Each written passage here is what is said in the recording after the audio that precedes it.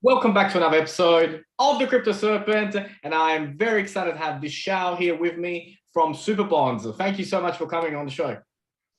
Thank you for having me. Yeah, it's a pleasure. It's a pleasure. I like to kick off these type of interviews by finding out a little bit more about you. You know, how did you get here? And then, of course, we start to talk about the project itself. But tell us a little bit about you. Yeah, sure.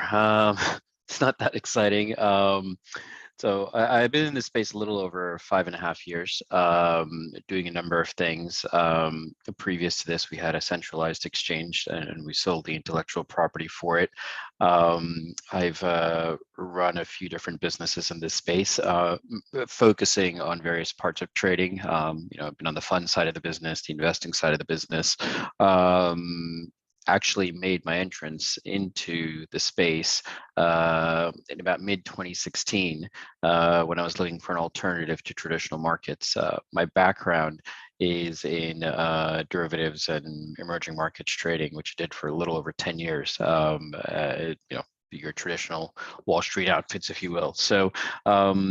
Our focus has always been on looking at this market from a risk-adjusted basis and where that kind of makes sense, and using our markets expertise or whatever we've garnered over the years to kind of come up with any sort of creative solutions where we may see any sort of deficits.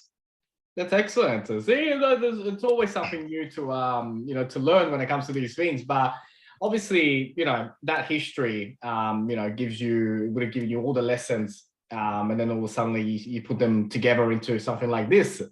And so you're based out of, whereabouts are you based out of? So we're heavily distributed. Our project is basically, our senior team. The three co-founders are in three different countries.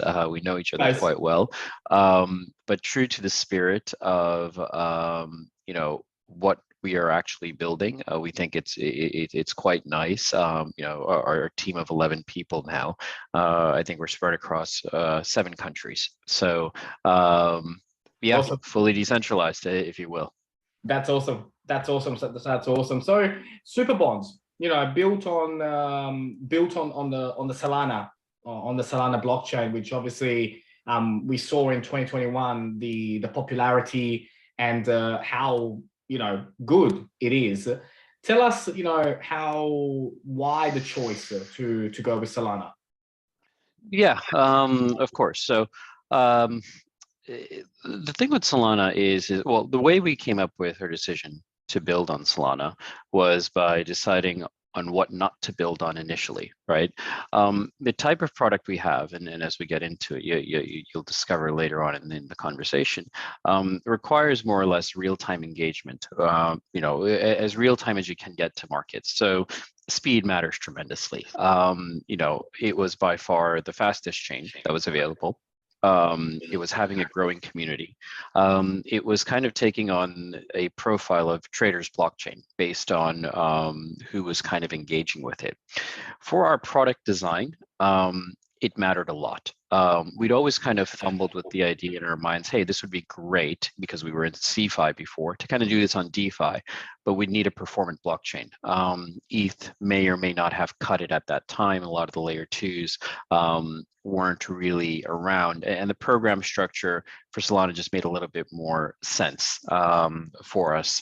So we basically started experimenting, and the POC and the MVP were kind of done very, I don't want to say effortlessly, but quite seamlessly. And so we said, well, if it works, why pivot for any other reason? Proof is in the pudding, and for us, but that was the case. So Solana is where we have started, most definitely. I think we can, we want to be chain agnostic. You'll actually see that our product, taps cross-chain, the entire universe of DApps that kind of exist. But we thought it was a sensible place to start. Yeah, yeah, excellent, excellent. So, what is Superbonds? Yeah, so Superbonds is a DeFi bond market to start with, right? And what do I mean by that? So let's take, it's a fixed yield bond market, right? And what you get by that is basically a certainty of what you're going to get at some point in the future, right? So let's take an example, and I use this, I guess, too extensively at times, but imagine you came to our platform and you saw, hey, I can buy a 30-day 12% bond. What does that mean, right? Let's inflate some numbers so you get a better idea. You say, okay, I'm going to give you 99 grand, and at the end of 30 days, I am going to come back and take 100 grand from you. And the way I'm going to do this is because when I give you the 99 grand, you're going to give me a bond NFT. An NFT is really just a unique identifier for anything. And basically that means that I own this bond, right? This bond that I paid 99K for in 30 days is going to be worth 100 grand. The smart contract says so. That's it. That's the simplicity. That's the beauty of it. Why is it beautiful? It's beautiful because you have a guarantee yield in dollars, something that you're self-custodying. Now, you could do whatever you want with that bond, right? You could buy it, you could redeem it early, you could just sit on it, come back after 2 years, doesn't matter. That money is yours no matter what you want to do, right? But the point is that you have something that's appreciating in your own custody, right? And it's appreciating to a known terminal value. You know it's going to be worth 100 grand, right? You don't have that in this, you don't have this in this ecosystem right now, right? If you want to earn a fixed yield, what can you do right now? What are your options, right? Well, your options that you take that money and you go deposit it to some lender, right? Well, you don't know what they're doing with that money, right? They use the word rehypothecating, right?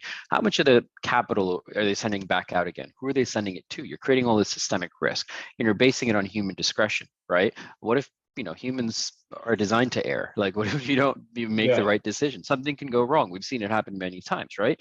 And so, yeah, you get that fixed yield, but you have like this Damocles sword over your head all the time as to like, well, will I actually ever get it back or whatnot?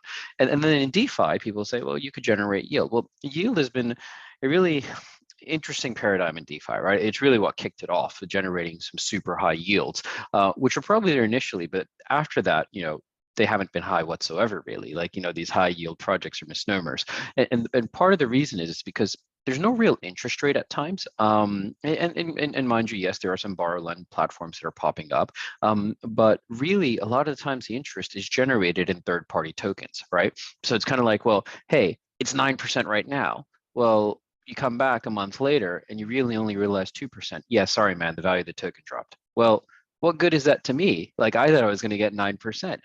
In our case, that can't happen, right? You're guaranteed that yield, right? It's in USDC, and you will be paid in USDC. So there's no ifs, ands, or buts. There's nothing to sell. There's nothing to buy. It's dollars in, dollars out, right? We make it simple by design.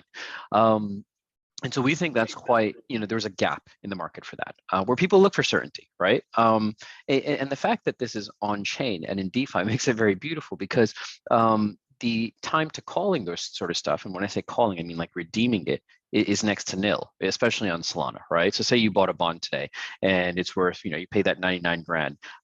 2 weeks from now, you're kind of like, you know what, I need the money back. I need to go do something. Well, instead of being worth 100 grand, it might be worth 99.5 grand, right? Whatever it is. So you've made something. It's as good as cash, right? But it's better than cash because it's appreciating. Taking advantage of the yield in the system. So that's what we're most excited about, is that it solves this problem of dormant cash, but also provides you with certainty of yield without needing you to go kind of farm and do all kinds of things that you may not necessarily know at times what you're doing. Sometimes I don't know what I'm doing, and I've been farming for 2 years, right? It's just the nature of the space. It's not simple, is it? Like, sorry. no, all good, all good.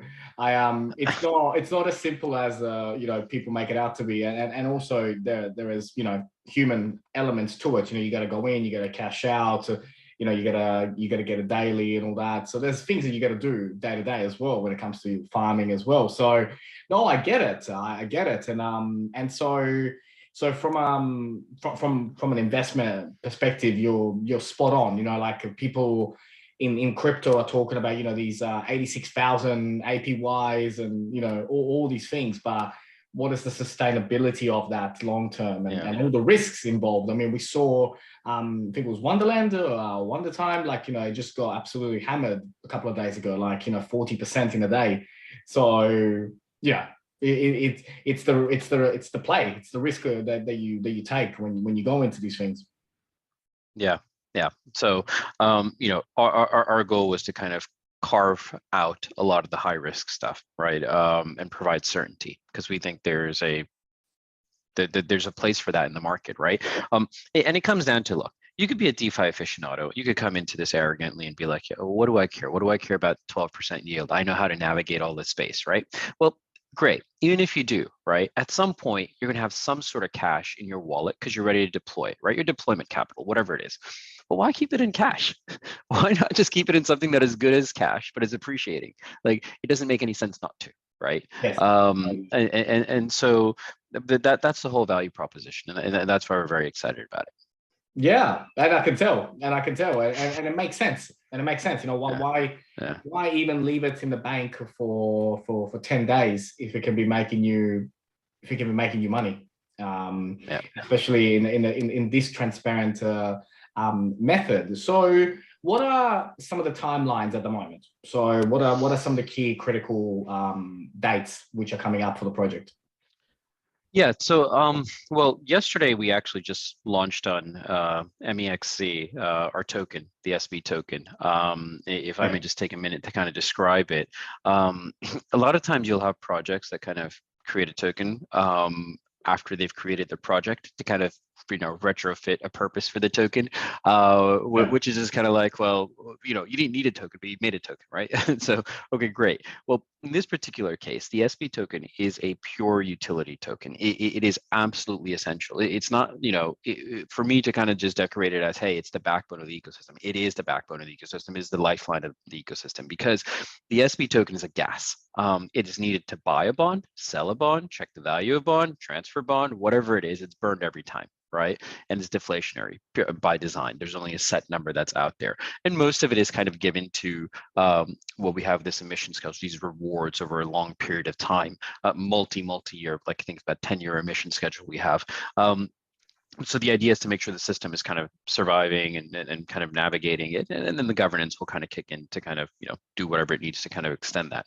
But the point is that the token itself is designed in such a way that it becomes absolutely essential to kind of do any functions on the platform, it's absolutely needed. So that launched yesterday on MEXC. It's a micro cap, if you want to call it. The market cap is $5 million. So make what you will of that. Where we stand on that in terms of the value proposition that we believe in our project. So that's a key date. Our public devnet, which is going to be quite cool, I think, which is going to basically let you play around with everything. You could go in there, buy a bond, sell a bond, transfer it, see all the rewards flowing in, all that kind of stuff.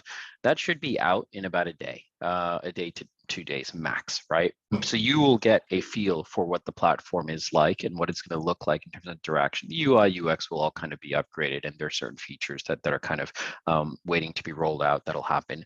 We're entering audit in about a week and a half's time to 2 weeks max. When we do, we've planned our mainnet launch about 3 to 4 weeks after that. We've got a strong engineering team working on this basically around the clock, given how distributed we are.